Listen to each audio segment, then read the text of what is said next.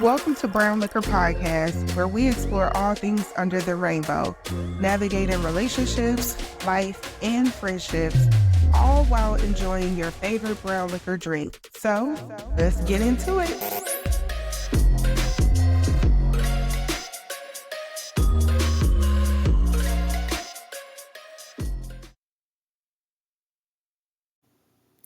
What's up, y'all? It is your girl, Daddie, and I am back with another podcast extra of Brown Liquor Podcast, okay?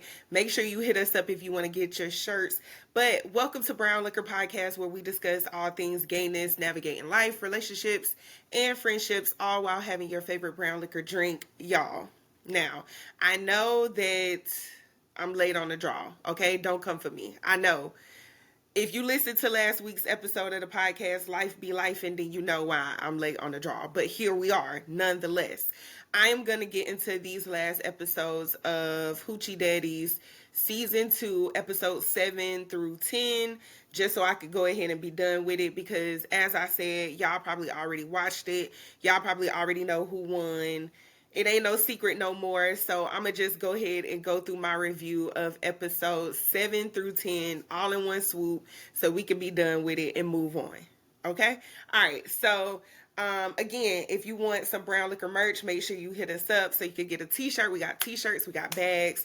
I had the bags right up here with me. I don't know what happened, but anyways, we are going to get into episode 7 of the Hoochie Daddy's review. So this episode starts with 24K putting a sign on her door about the other cast members paying for a haircut. So y'all know she was a barber, and I'm assuming she was cutting everybody's hair in the house, and now all of a sudden she wanted to go up on her haircuts, and everybody was just like, "What's the tea?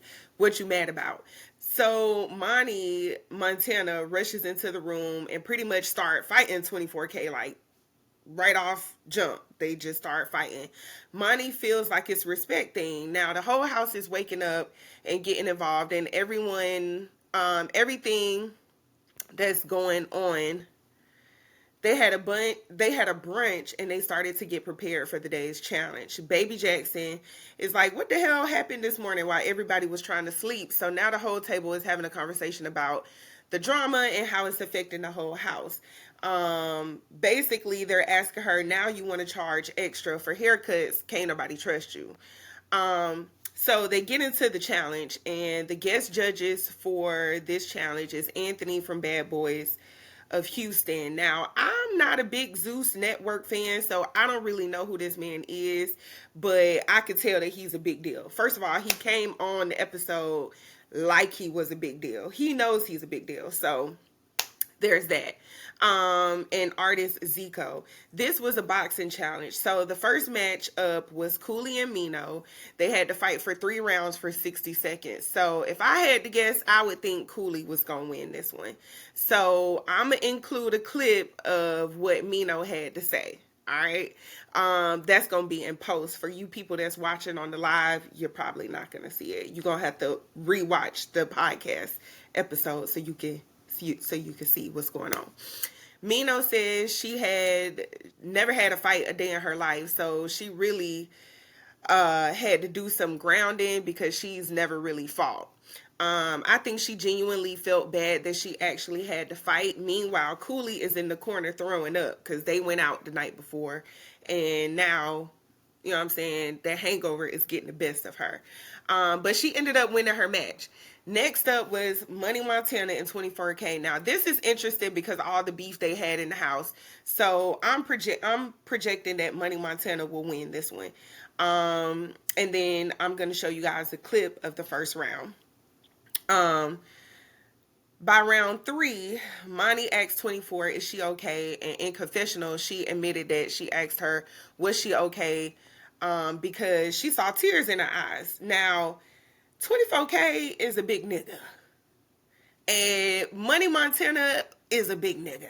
So I feel like that was a good matchup for them two to fight each other.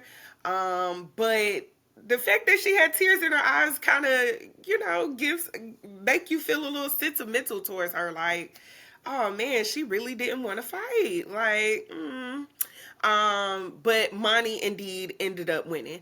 The next matchup was Raw and Tajak. Now, this was a really hard one to predict because they are similar in size, competitive, and they had a good round.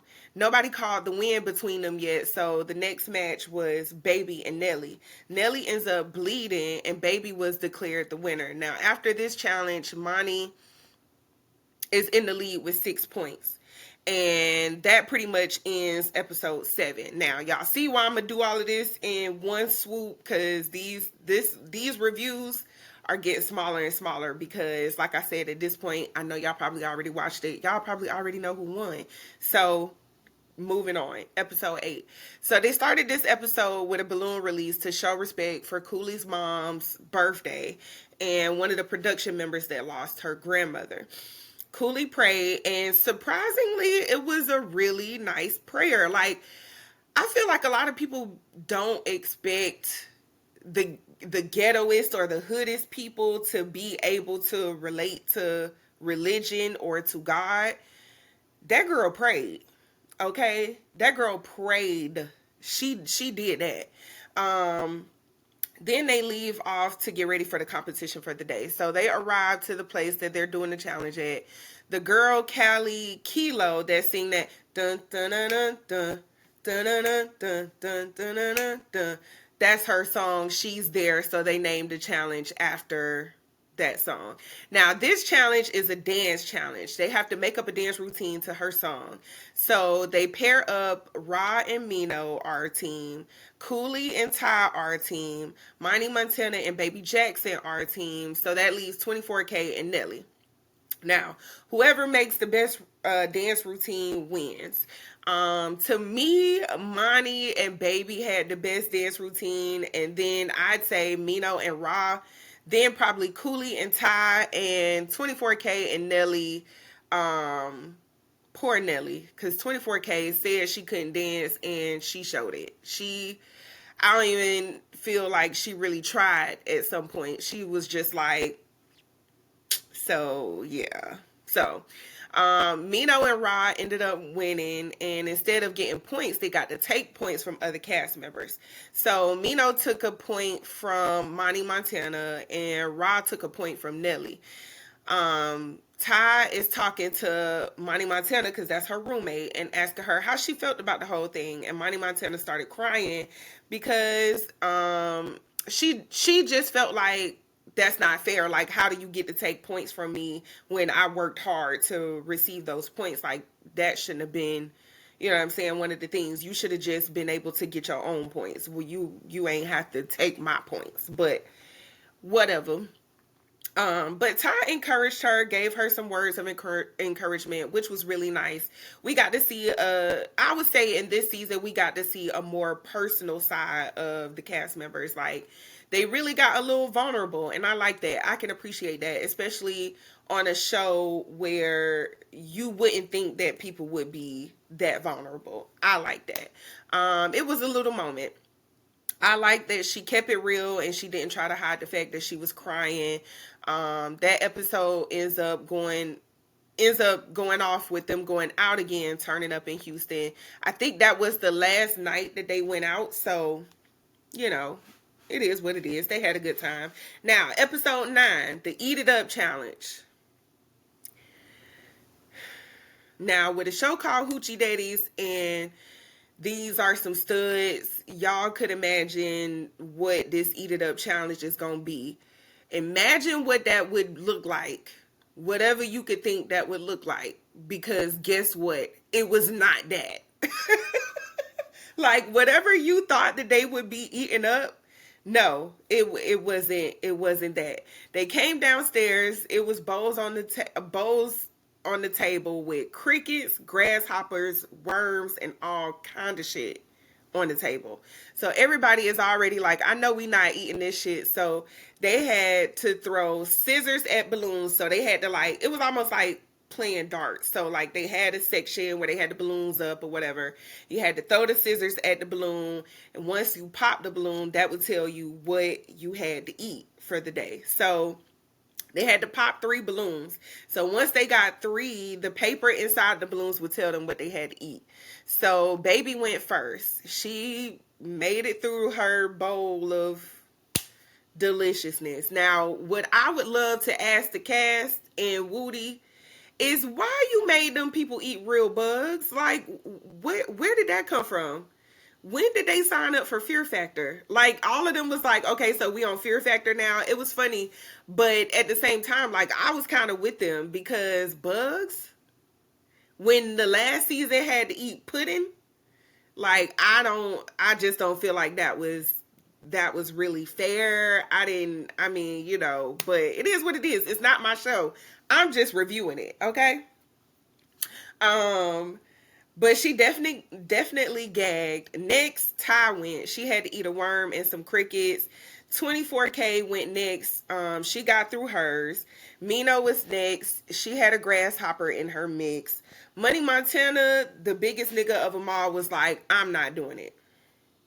I can't do it.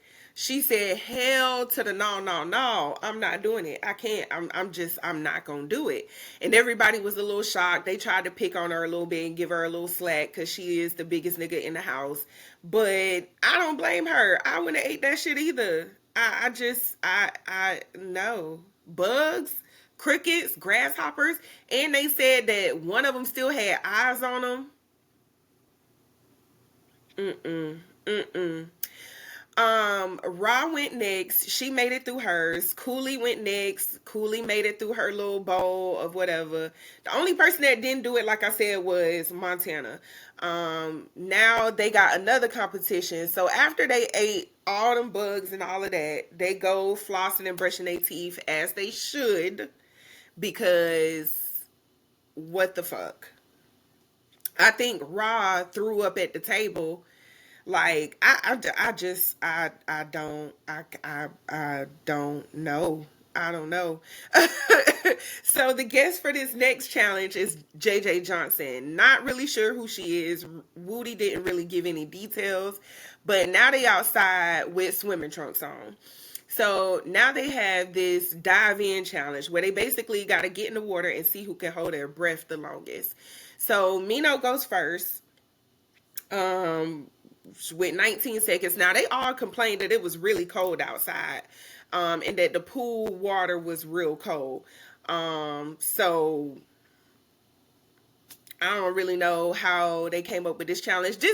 I'm not gonna lie, this challenge was something last minute to throw in there to make them do something extra, because she did the whole bug shit and they had a pool, so they was just like, okay, let me take advantage of this pool in this house that we got.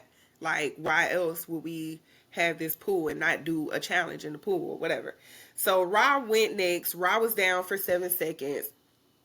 24K forfeited her point because she admitted that she has seizures that are triggered by being very, very cold and taking head blows. So she forfeited so she wouldn't be a liability to the show.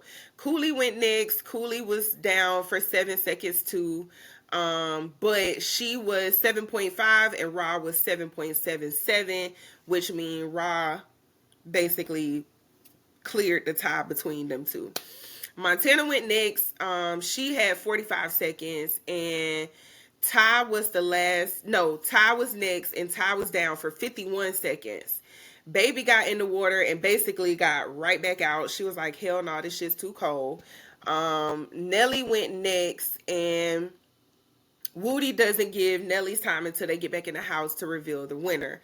Ty ended up winning, of course, with 51 seconds. She was almost down in that water for damn near a minute. Now the episode is ending. The scoreboard is up. Ty basically has 4 points. Mino, Cooley, and Nelly all have 4 points. 24K has 5 points, and Baby and Monty all have 5 points. And Ra is in the lead with 6. They got one more challenge before they chain a winner. So here we are, episode 10. This is the last one. So in this episode, Woody comes in and is asking everybody how they feel about it being the last day. You know, she trying to get a feel on everybody, just, you know, checking in with everybody. All of them are talking about how they made bonds and friendships and how they gonna remember it for the rest of their lives. She gives them 15 minutes to get dressed, and then they have to meet her in the backyard. Now, this challenge is worth 3 points. So anybody that wins this challenge could potentially win the whole Hoochie Daddies. It's called the Sit On It Challenge. So basically, they have to do a wall sit. Literally, since this challenge is worth 3 points, I just said that part, anybody could win. So they go outside, they have to like squat, hold their arms out like this, and do a wall sit. So they out there, 24K dropped first, then Mino dropped out, then Montana dropped out, then Baby farted while they was out there. She made it real clear that she normally poops in the morning. Her stomach was hurting. They went out the night before, and there was a lot going on. So she farted while they was out there, and she gave in. She said her arms was hurting too bad. So in the meantime, they're doing like a back and forth between them, showing them doing the wall sit and like them coming out for their for the chaining. So, they go back and forth with the castmates talking to each other, and Montana says her roomie Ty, if her roomie Ty didn't win, she thinks Cooley or Nelly will win. And she said 24K was the only one that kind of came in on a certain type of energy, but being in the house with her, it was a different kind of energy. Like, she wasn't really on the energy she came in the house with. Baby says her favorite challenge was the dance challenge because she liked to dance, and she said that she's an artist. Cooley said that if Nelly wins, she basically gonna fight her for the chain and take it because what? She said my TT gonna have to make me give it back. So like, she was trying to stand on business. They all started coming out for the chaining ceremony. They all cleaned up pretty nice. They all looked well. They all looked really good. They go back to the Sit On It Challenge. Now, at this point, Cooley dropped out. So Ty, Ra, and Nelly are still in the game. Then Ra gave in, and Nelly finally dropped, leaving Ty Jack as the winner.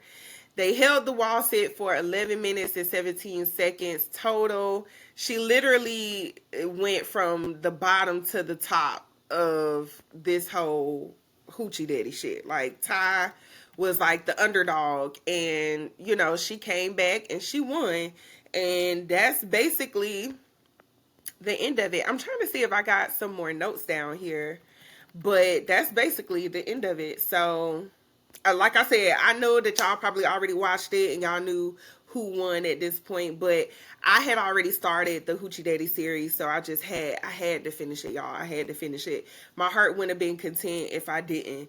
So now that we got the whole Hoochie Daddy thing out of the way, hopefully y'all watched it. Hopefully they are preparing for season 3, so I can review season 3 as well.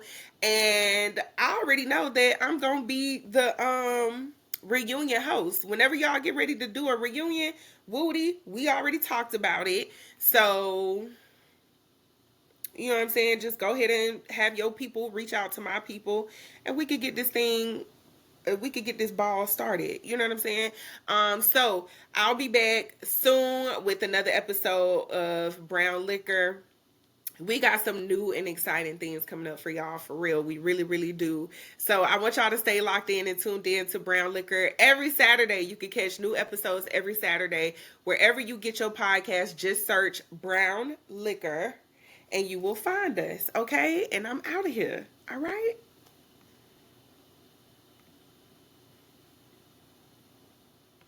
All right, people on my live, if you are... This has been a production of Brown Liquor Media Group. Tune in every Saturday wherever you get your podcasts to catch these vibes. Follow us on all social media platforms at Brown Liquor and join our Facebook group, Brown Liquor Lesbian Conversations, where your voice is always heard and your opinion matters.